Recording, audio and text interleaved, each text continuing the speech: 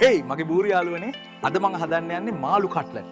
අවශ්‍ය ද්‍රව්‍ය පහළ විස්තර පෙට්ටියේ තියෙනවා. ඔයාලා මේ වීඩියෝ රස විඳී කියලා හිතනවා. අපි පටන් ගමු. ඉස්සෙල්ලාම අපි අර්ථාපල් ටික තඹ ගමු.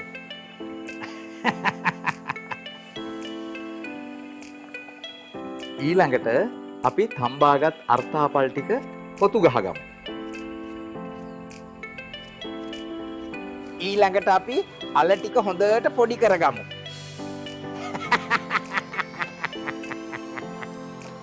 ඊළඟට අපි පොඩි කරගත් අර්ථාපල් වලට මාළු පෙති එකතු කරමු.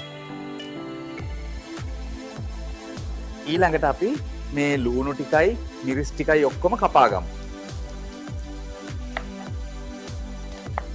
ඊළඟට අපි තෙල්, ලූණු, මිරිස් සහ කුළුබඩු සියල්ල රත් වූ භාජනයට එකතු කර කට්ලට් මිශ්‍රණය සාදා ගනිමු.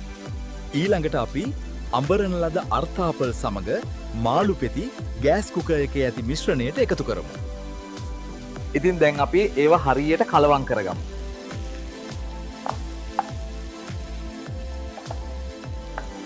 ඊළඟට අපි හදපු මිශ්‍රණයෙන් කට්ලට් බෝල හදාගමු. ඊළඟට අපි කට්ලට් බෝල තවරන්න බිත්තර ගහගමු.